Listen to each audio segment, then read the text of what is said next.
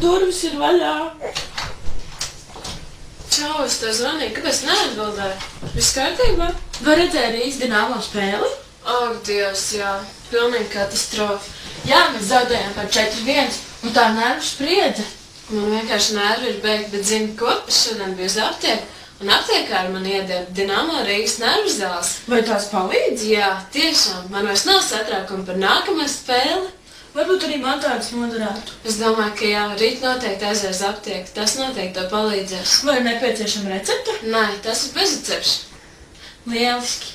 Un arī, ja jūs esat Rīgas Dinamo fans un jūs nomāk stresa skatoties šīs spēles, noteikti lietojiet Rīgas Dinamo stresa novēršanas zāles.